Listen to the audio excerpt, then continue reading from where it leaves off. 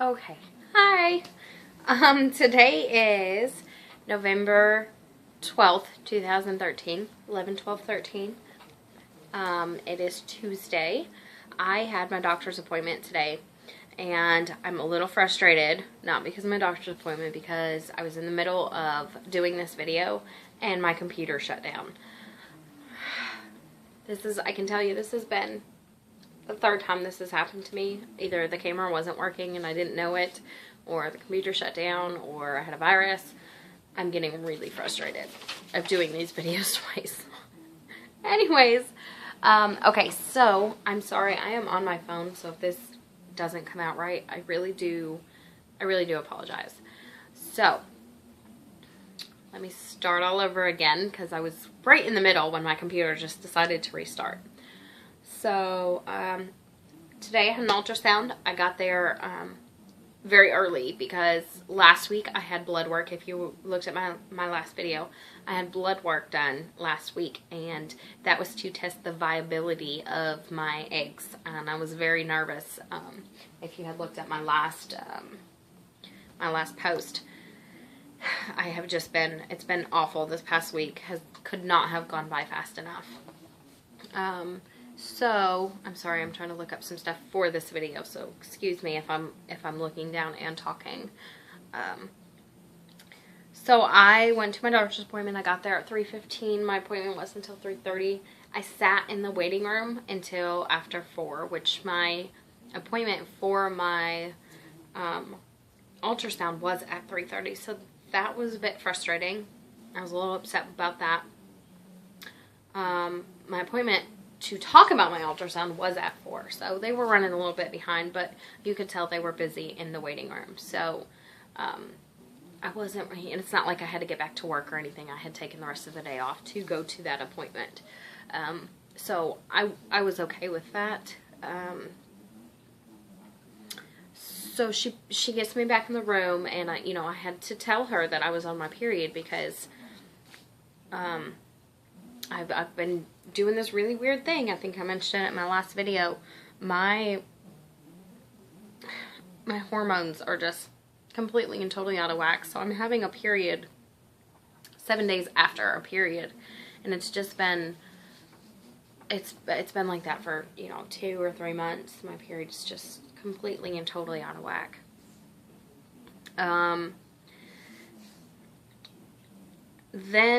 So she does I'm sorry, I'm trying to do 2 things at once.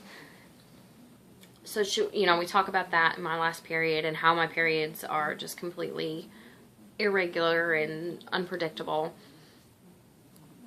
And they're going the complete opposite of what I'm used to them doing.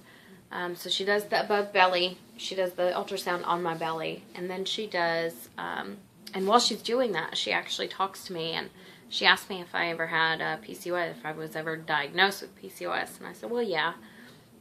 I was diagnosed when I was 17, and she said, I said, why do I have a cyst? And she said, yeah, well, your ovaries look a little full. I'll know a little bit more once we do the intrauterine ultrasound. So, okay. So she did the one on the belly and the one where they stick the little wand inside. I had to, obviously, after the belly one, I went and I got undressed, and I came back out, and she actually made me guide the wand in. And I don't know if this is a new thing, or if anybody else has noticed this, or ever who does this, but I didn't care for it, to be completely honest. It kind of weirded me out. I don't know, they've just always done it themselves. So anyways, she does that. She doesn't really say much. She's just saying what she's going to do. She said turning left, turning right, a little pressure on the side. We don't really talk during that one. Not too much anyways. So that gets done, and they go out and they take my vitals.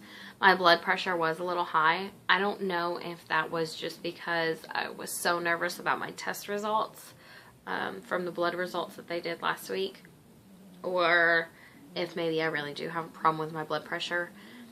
But I'm 24, so that would be really, really bad if I had if I had problems with my blood pressure. So my blood pressure was 190 over, or no, I'm sorry, 140 over, Lord, I can't even tell you now, 140 over 92 or 42. I had it memorized up until, and I even said it right in my last video, and then my computer messed up. And they don't have it on this piece of paper, so, yeah,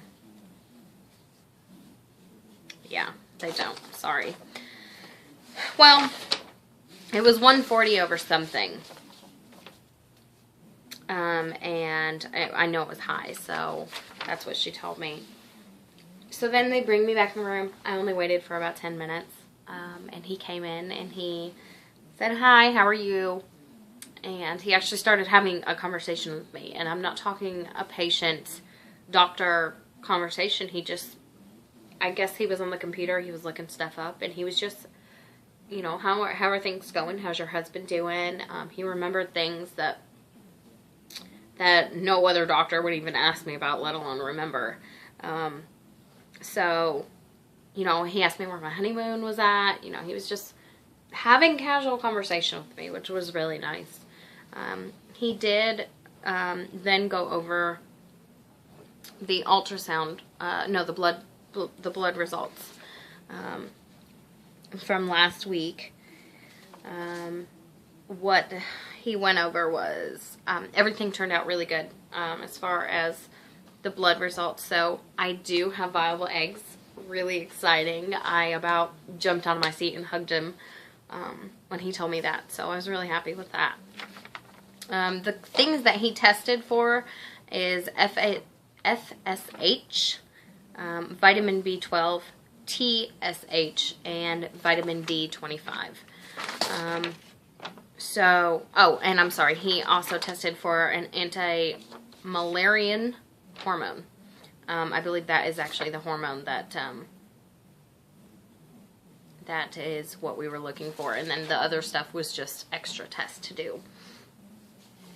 So, the FSH, I looked it up because I'm not sure, exactly what he was looking for. That is the follicle stimulating hormone found in a human and other animals. This I'm reading off of the website. Yeah, you don't really need to know that. It's the follicle stimulating hormone. So he wanted to make sure that was good. Mine was 5.10. A mid-cycle peak is anywhere from 4.54 to 22.51. Mid-luteal phase is 1.79 to 512. Mine, at the time of the cycle, which is confusing because I wasn't on my period last week, but I had just gotten over it. So I'm not really sure. Mid-follicle phase, 3.85 to 8.78. So that's probably where I was at. But I'm on my period again, so it's kind of hard. But he said that's okay. That's a good result. So he's fine with that. My vitamin B was, let's see here. I'm not sure I know how to read this for the vitamin B. 341 milliliters. And it's okay. So it's 341, and that's supposed to be between 180 and 914. So he's perfectly fine with that also. TSH is, let me see the actual, that's the thyroid. Sorry. They were testing the thyroid. It is supposed to be between 0.34 and 5.60. Mine's 0.78. He said there's nothing wrong with that. That's perfectly fine. However, my vitamin D is really low. It's supposed to be, well, I guess it's not really low, but it's low. It's supposed to be between 30 and 100, and mine is actually 24.8. So he wants that to be up. So he prescribed me something to get that, to get that better.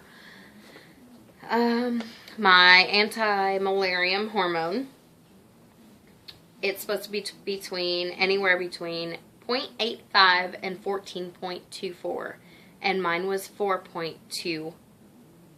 So that was really good. He said he was perfectly fine with that.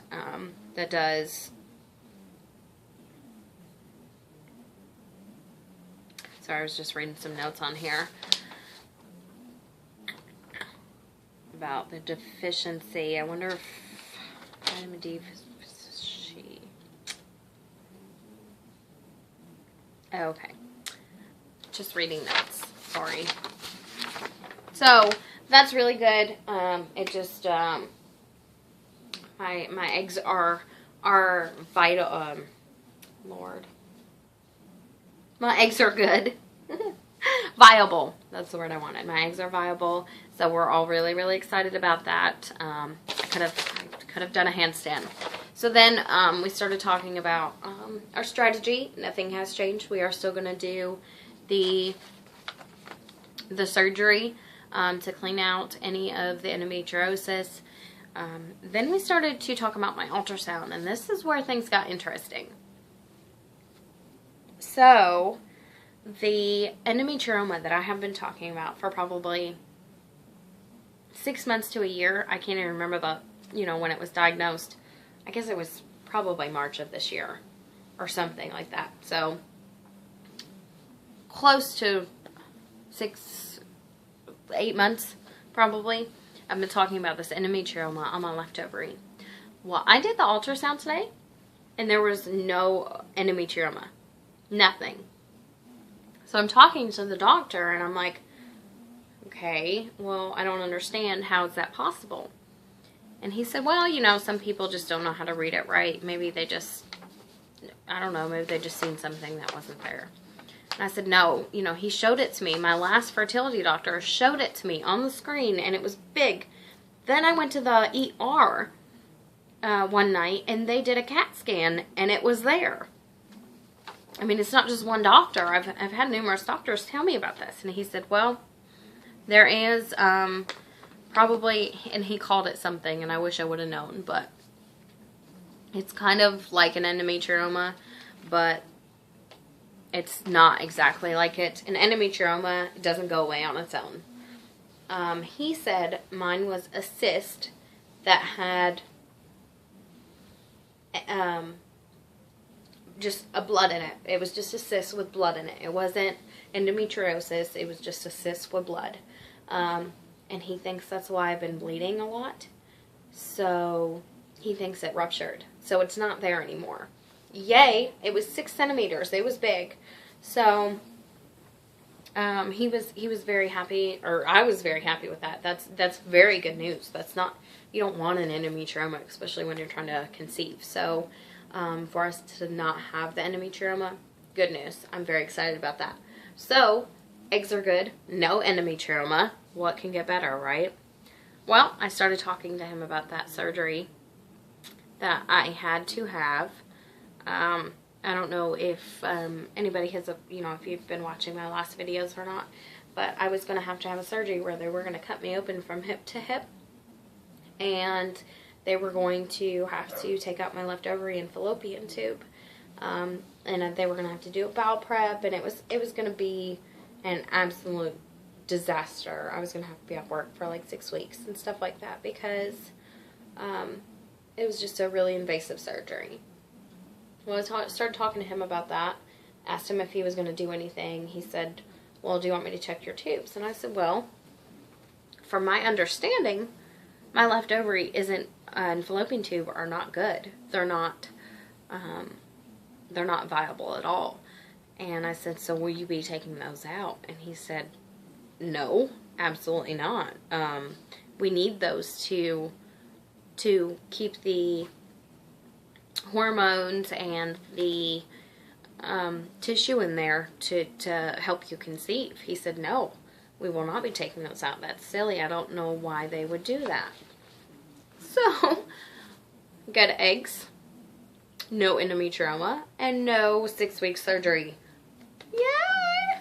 My doctor's appointment seriously couldn't have went better than that, honestly. Now, I did have a lot of follicles on my ovary, which is, I had a bunch of cysts. My ovaries are covered in cysts, basically, is what it boils down to. I can look at this ultrasound. I can't really, I mean, I have test results. I don't really know, though, to be completely honest with you, what this means. They did do,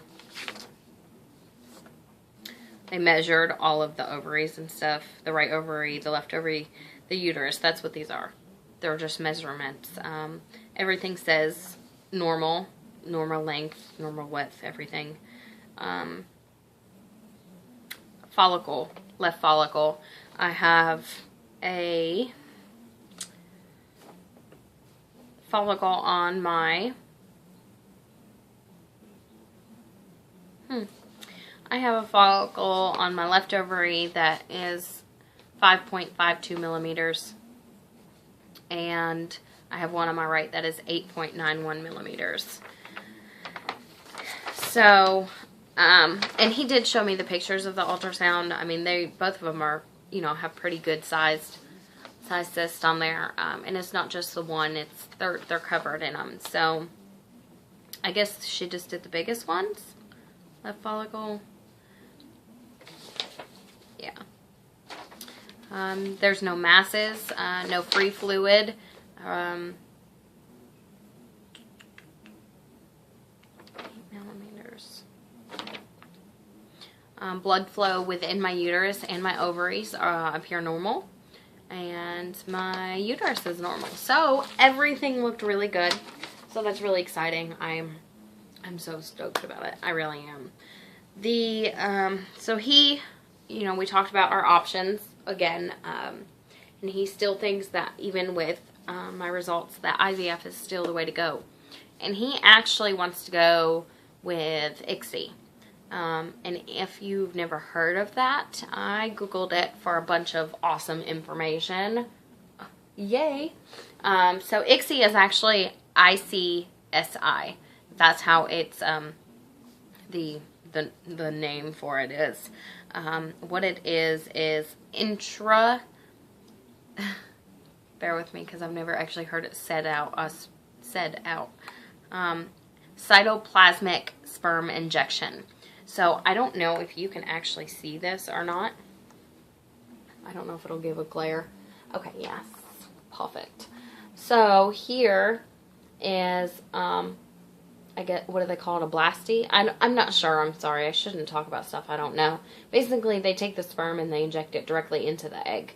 So, reasons why they would do this is for a low sperm count, which James has, problems with the sperm, such as morphology, which is what they call it, but it's abnormally shaped, which James has, and poor mobility, which James has. They also do it for previous attempts into IVF. There was either failure or a low rate of success, a low predicted rate of success, or if apparently if the male has already had a vasectomy, or other situations where the sperm count is 0 and donor insemination is not wanted. I don't know how that's possible if you don't have a sperm count. I'm not sure how you do ICSI. There's just a bunch of different reasons on here. Apparently one of them is when a male doesn't ejaculate sperm, but they can collect sperm from the testes. So that's actually pretty interesting. I didn't know that was possible.